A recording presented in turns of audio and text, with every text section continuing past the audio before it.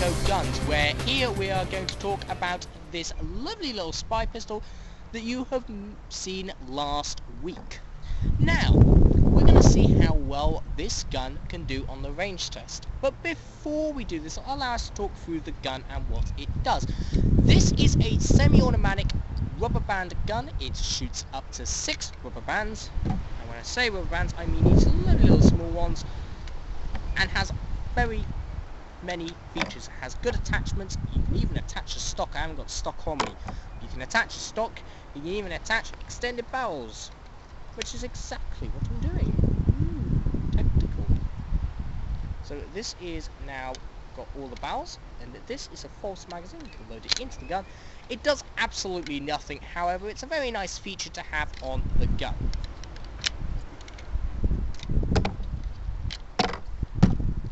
If you are familiar with many popular semi-automatic rubber band guns, you should be familiar with this one in terms of loading. This peg thing is the magazine, and what you do is you hook the rubber band onto there, and then you twist it around until you hear that lovely little click. Then do that. Make sure the rubber band's all even, and then you're free to load all the others.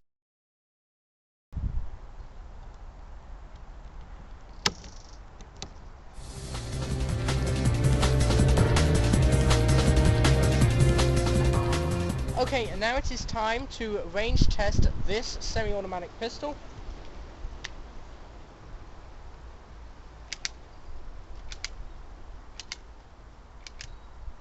As you may have noticed, it is extremely windy today, and as you can tell, this gun has extremely been affected by the wind. It almost hits the 3-meter mark. It's managed to fly around 2 meters. Not 3. Unfortunately, this was a bad test because obviously you may have noticed the wind. I'm about to show you the accuracy test. However, before we do that, allow me to talk you through the logistics of this beautiful gun. This pistol is my first compact and simple semi-automatic rubber band pistol. It works really well and it packs a punch for the size. As you may notice, I have already shown you some of the customizable features. However, I'm going to talk through the logistics. It's a very simple rubber band gun. It does nothing else but fire rubber bands. You may notice is this gun is super reliable, and the trigger is very well made. You can keep pulling it on all day, which makes this gun perfect for cosplay, if there is a character with a gun that looks very similar to this. There's also a safety which blocks the trigger from firing or even loading. The safety isn't perfect for on the field fighting, but when you're not using the gun and you don't want someone else to use it, it is a perfect safety feature.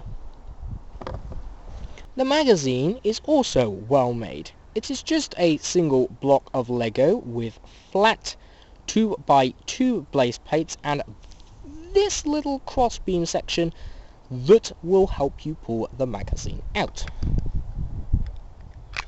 The magazine slots in perfectly to the gun itself, and it stays there. It doesn't go out, so it'll just stay in there even when you're shooting the gun, which is a nice added bonus for the realism of this gun. Well, it's not the best in the goddamn world. This gun does have its own iron sights. It's very simple. It's just this one special piece of Lego. It's not customized, it's just from a specific set. So I haven't created any custom pieces. It is from a regular Lego set. However, it is a specific one. It's not like a standard piece like this brick. There is no point at the end, and there's a reason, and that's because the rubber bands are on the top, and I don't want that getting in the way of shooting. However, you can still aim down sight. You will need to have some training and food for thought when lining the shot up, but at least they are there. To be brutally honest, I am quite disappointed with the sights of this gun. However, at least there are sights. I have had guns that don't have sights at all, no iron sights at all. Before you go into the comments saying, they're not made out of iron! I know. Thanks for pulling the obvious, Sherlock. But anyway, this gun is quite cool looking, and the sights are there mainly as a cosplay type of position. I mean, you wouldn't go around with guns that didn't have sights on. They are kind of pitiful, and they won't help you aim that well unless you are super good with lining up, but at least they're there. You can, of course, attach sights on the top of the gun, however it will lose its look and style. If you're playing a war, add attachments onto the top of the gun. If you're using a cosplay type, leave the sights alone. They're not too terrific, but ayo, it's not the end of the world. The add-ons to the gun don't really increase the power. All they do is increase the reliability, the consistency, and obviously the precision and accuracy. So, this leads us nicely into the accuracy and precision tests. We're going to do the accuracy test first.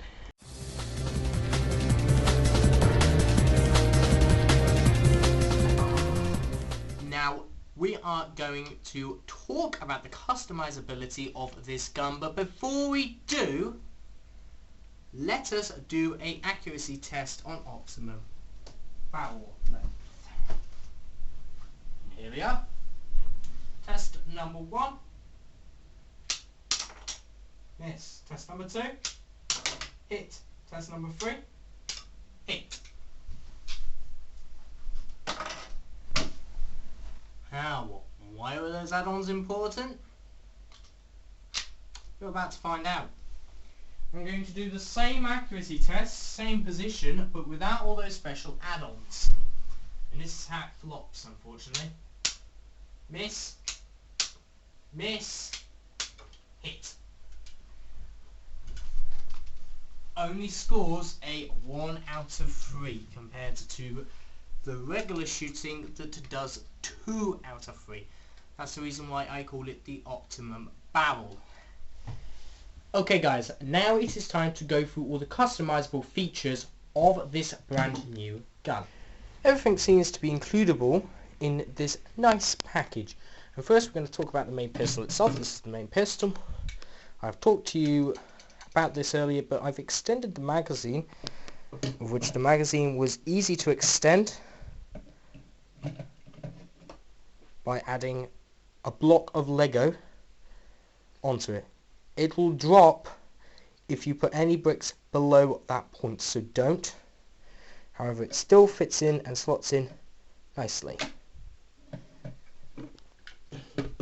And here we are with where the fun starts. These are the extra barrels that you can fit onto the end of the gun to help it fire better. And of course, the silencer type barrel at the end. Now, the pro of these barrels, so they're very easy to clip on.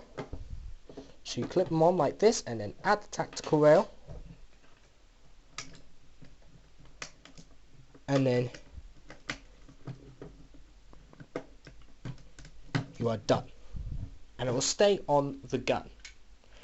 That's one pro. The other pro is that it will help with the consistency and precision of the gun. The pro is, however, is that you will have to load less rubber bands, and the rubber bands are more prone to snap. If you want to rest the gun on your shoulder, here's a perfectly easy to use stock. The stock just clasps onto the end of the gun. Is you put this gun around the holes of the Technic bricks and you push these connector beams into the gun itself.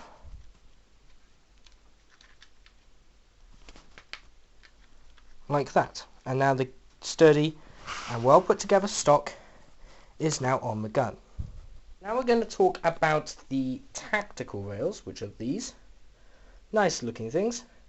They are done very simply with a 4x2 base plate with 2x1 base plates underneath it, and they'll fit any attachment on there that can go on there, and you clasp them onto the gun. Because you can have as many barrels as you want on this gun, you can have as many tactical rails as you want on this gun also. But if you want to finish it off and make it smooth, you add this rail. This rail is a very simple 2x1 flat base plate with a 1x2, and it gets added here, and thus meaning I have now finished the extended gun.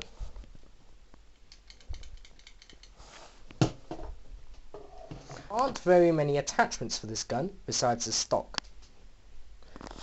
We haven't talked about 2 yet. This is a foregrip. It works very similar to my other foregrip from my blowback rifle that you may be able to see by clicking on my channel, and all it is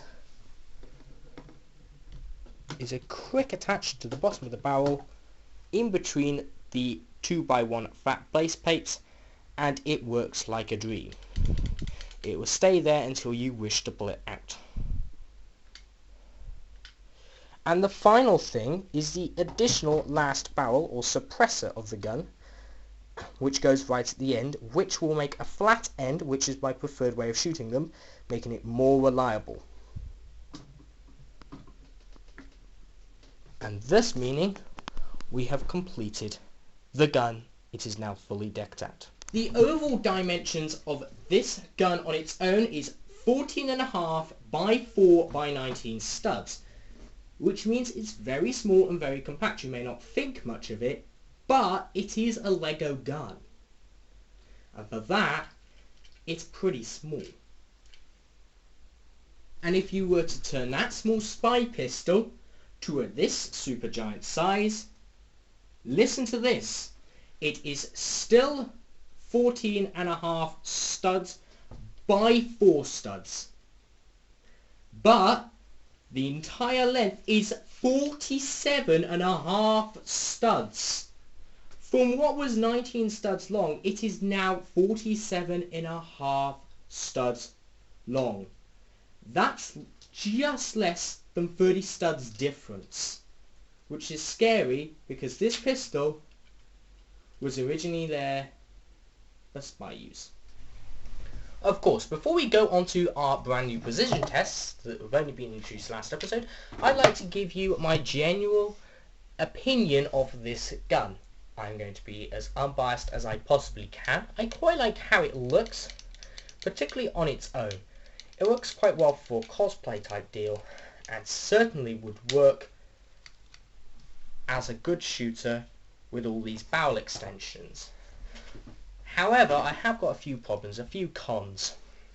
Each time I add these on, it will shorten the magazine length, but I can't really do much about it.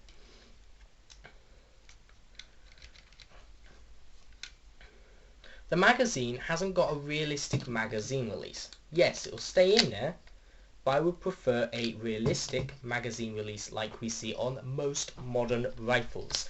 The stock kind of looks a bit ugly. I mean, it looks alright when it's on the gun, but I wouldn't go outside with it as a character part. It's ideal for wars and wars it, and that's it. I wouldn't recommend this in a cosplay situation. If you were going to keep the whole PDW as a cosplay, I recommend you take off the stock and leave this as it is, because the stock looks kind of ugly and kind of bulky. However, the stock is very sturdy, it works really well, and it's hard to rip apart.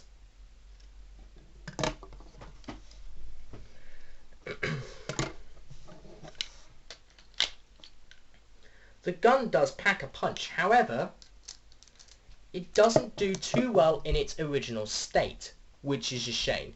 Also, I find the eye in sights quite pitiful, which I have already discussed earlier. It was only added on at the end to make sure there was still a sight. All in all, I am quite impressed with this gun, and it scored around 10 on the accuracy test with the add-on barrels, So now we are going to go on to the precision test with optimum mode to see how precise the gun is.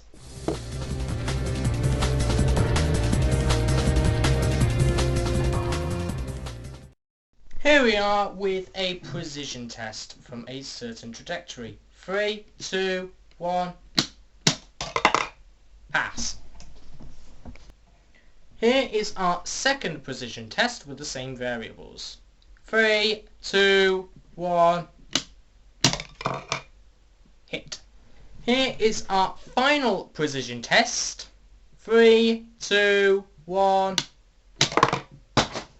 all three pass. So as you could see by the accuracy of these two barrels as I showed earlier and the precision test that I have just shown you, it is clear that this gun works when it wants to work. It is usually very reliable with these add-ons. Take them off and it will lose the reliability. However, keep them on and it will be very accurate. Some people will want to use it for cosplay or for spy games, so use it like this if you are doing so, and make sure your rubber bands are fresh before using it as a spy pistol. If you are more concerned about its range and accuracy, I would recommend adding on this barrel. This is a nice gun and it certainly works well.